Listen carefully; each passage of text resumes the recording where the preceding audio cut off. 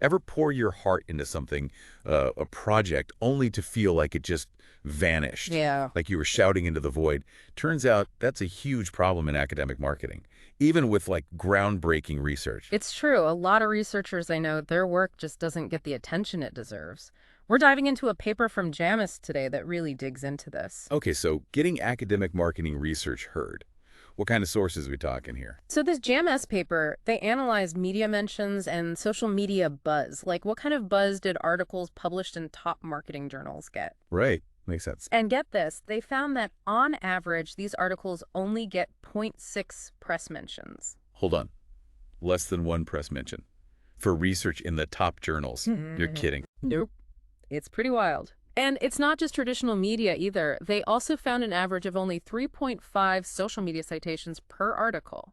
So all this incredible work, potentially game-changing insights, just fades away. Got to be a better way. That's what's so great about this paper. They didn't just uncover the problem, they actually went searching for solutions. They dug into the factors that do seem to give research a fighting chance of getting noticed.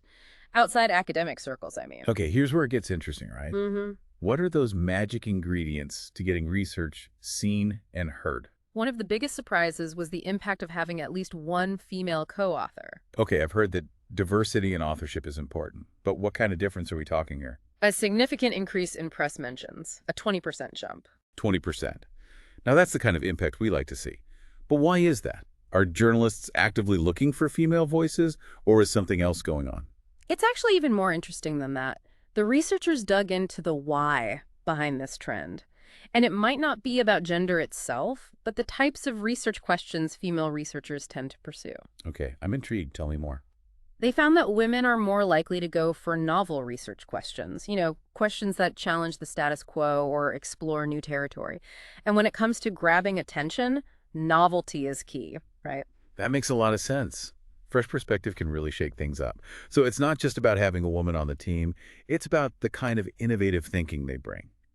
What other factors did this research uncover? Another big one was collaboration, Okay, specifically collaborating with practitioners. by practitioners you mean. And people working in the real world, in the trenches, applying marketing principles day in and day out. The study found that having a co-author from the industry, someone with that practical experience, could increase press mentions by a staggering 57%. 57%. Now that's what I call impact, but it makes you wonder, are journalists really that interested in what's essentially corporate-backed research? Isn't there a concern about bias there? You'd think so, right? But that's not actually what the study found. The increase wasn't because journalists suddenly found corporate-backed research more appealing. So what was driving that increase then? Turns out it was the universities themselves. Business schools are simply more likely to actively promote and highlight research that involves practitioners. So it's more about internal promotion than external appeal. Interesting. What about the actual research itself? Are there certain topics that are more likely to resonate outside the academic bubble? So it's not just who you work with, but the topics you choose. Did the research tell us anything about what kind of marketing research really breaks through? Absolutely. This is where it gets really interesting. For anyone who wants their work to make a real-world impact, the study found that research focused on better marketing for a better world gets a lot more attention. Better marketing for a better world. Okay, what does that even mean? Sounds a bit like marketing jargon, to be honest. Yeah, you're right. It does sound a bit buzzwordy, but bear with me. We're talking about research that tackles big, important issues like sustainability, social impact, diversity, and inclusion, things that have a clear connection to making the world better. All right, those are all hot topics right now. So it makes sense that research in those areas would be getting more attention. Sure, there's an element of that. But it's more than just following trends.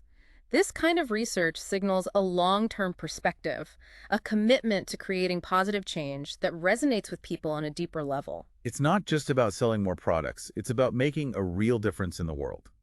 I can see how that would be compelling to a wider audience. Exactly. And that connection to something bigger than just profits, that's what seems to capture attention, aligning your research with values and goals that people care about. Okay, so we've got female co-authorship, collaborating with practitioners, and focusing on these big, meaningful issues. Any other insights from this research that can help us crack the code of getting our work heard? There's one more piece of the puzzle, and it might be the most important one. Okay, I'm all ears. It's all about accessibility. Accessibility. Now that sounds practical. Tell me more. Even the most groundbreaking research is useless if no one can understand it, right? This paper emphasizes the need to make your work accessible to a wider audience, not just academics. That makes sense. But what does that look like in practice? How do you make academic research more, well, digestible? It starts with the writing itself. Clear, concise language is crucial. Think about your reader. Avoid overly academic jargon and try to explain complex concepts in a way that anyone can understand. So ditch the jargon and write like you're talking to a human being. Yeah. Got it. What else? Then there's the title. It might seem like a small thing, but a catchy, descriptive title can make a world of difference. You mean something that will actually make people want to click on the article and read more? Exactly. A title that's bogged down in jargon or overly complicated is like a closed door. You need to invite people in, pique their curiosity. So instead of a longitudinal analysis of, Yeah. it's what makes people care. Okay, I'm getting the picture. What about open access publishing? Didn't the research touch on that too? Absolutely. Open access publishing is becoming increasingly important. It's about removing the paywalls and subscriptions that often prevent people from accessing research. Because knowledge shouldn't be locked behind a paywall. Precisely. The more accessible your research is, the greater the chance it has of reaching a wider audience and making a real impact. This has been incredibly eye-opening. But it makes you wonder, if we're talking about reaching a wider audience, shouldn't we be looking beyond traditional media and social platforms? You're absolutely right. And this is something the research itself didn't even touch on, but I think it's crucial. Okay, so if we're not just talking journals and Twitter, where else can marketing research find its audience? What's the next frontier? Well, you're the podcasting expert, not me. Huh. But I can't help but think, what about audio? What about this whole podcast boom? Now there's an idea. I love it. It's funny you should mention that because, well, it's something I've been thinking about a lot lately myself. Makes so much sense, doesn't it? Podcasts offer this amazing platform for long-form conversations, nuanced discussions that go beyond the headlines. You can bring in different voices, different perspectives, and really make these complex topics engaging and accessible. Exactly. And let's be honest, some of the most groundbreaking research out there can be a bit, shall we say, dry. But with a podcast, you can have a real conversation, bring in those real-world examples, tell stories. Suddenly, it becomes way more relatable, more human. Exactly. And you don't need a PhD to follow along. Podcasts have this ability to just break down barriers, make knowledge and insights accessible to anyone who's curious. I've learned so much from podcasts myself, even about topics I thought were way over my head, like having a personal expert, guiding you through the material and making sure you get it. And that's what's so exciting about this. The potential for marketing research to find a whole new audience through podcasts. Imagine researchers sharing their work this way, sparking conversations, inspiring change beyond academia. It's like we've uncovered this untapped potential, this whole new avenue for impact. Yeah. So for anyone listening who's poured their heart into their research, don't let it gather dust in some digital library. Find those collaborators, make it accessible, and why not explore podcasting? You never know who might be listening, waiting to be inspired by your work.